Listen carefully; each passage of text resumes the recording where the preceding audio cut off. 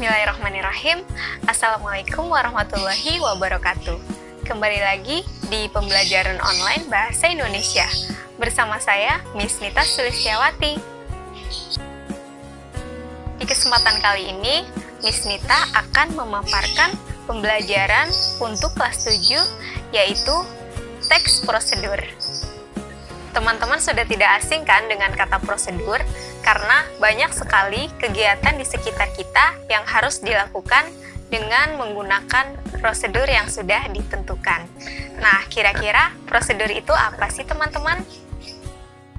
Jadi, teks prosedur itu adalah teks yang di dalamnya berisi langkah-langkah untuk membuat ataupun melakukan sesuatu. Nah, di dalam teks prosedur itu biasanya terdapat pada tulisan yang mengandung cara, tips, atau tutorial melakukan langkah tertentu.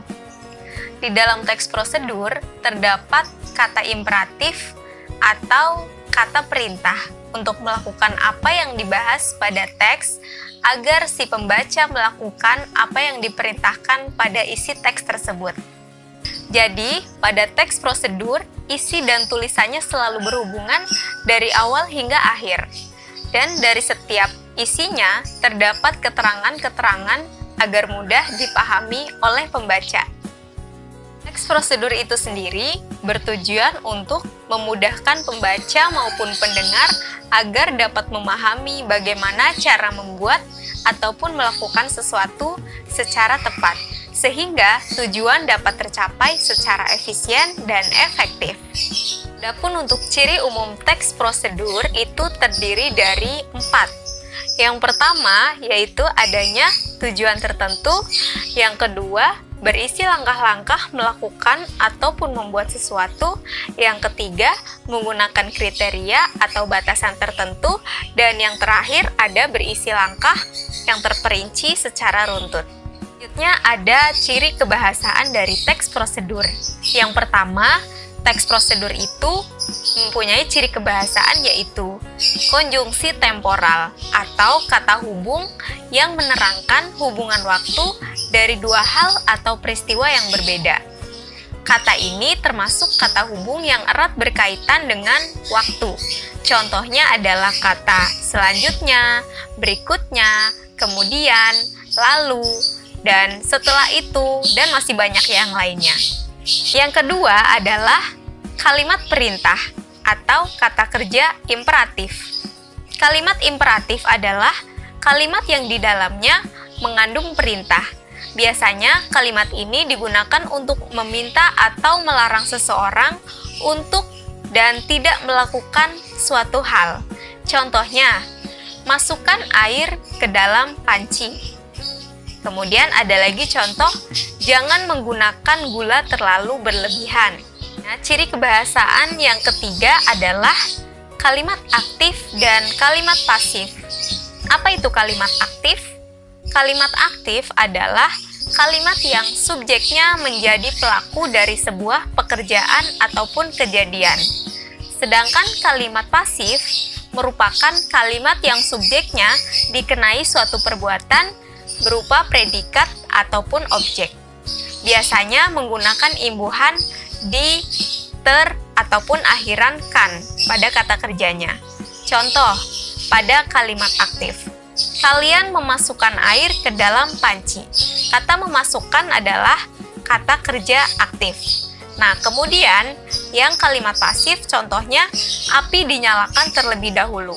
Kata kerjanya adalah dinyalakan karena mendapat imbuhan di. Ciri kebahasaan yang terakhir yaitu kata keterangan ukuran. Kata keterangan ukuran ini biasanya menggunakan waktu, berat, panjang, ataupun ukuran lainnya. Jadi sesuai dengan teks tersebut.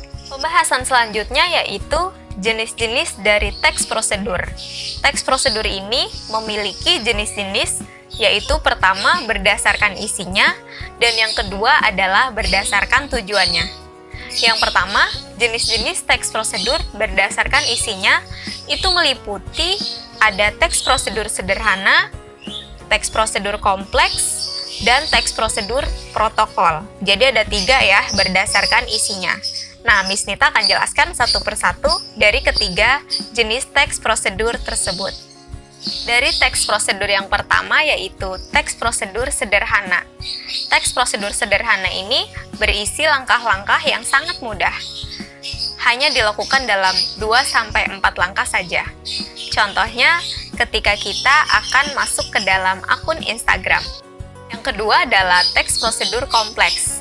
Ini termasuk teks yang cukup rumit, karena di dalamnya berisi banyak langkah untuk melakukannya. Contohnya ketika kita hendak membuat ataupun memasak suatu masakan, itu kan biasanya banyak sekali langkah-langkahnya ya. Terakhir adalah teks prosedur protokol. Teks ini tidak terlalu rumit, karena di setiap langkahnya bisa diubah, tidak harus secara runtut. Walaupun berubah, tetapi hasil akhirnya akan tetap sama.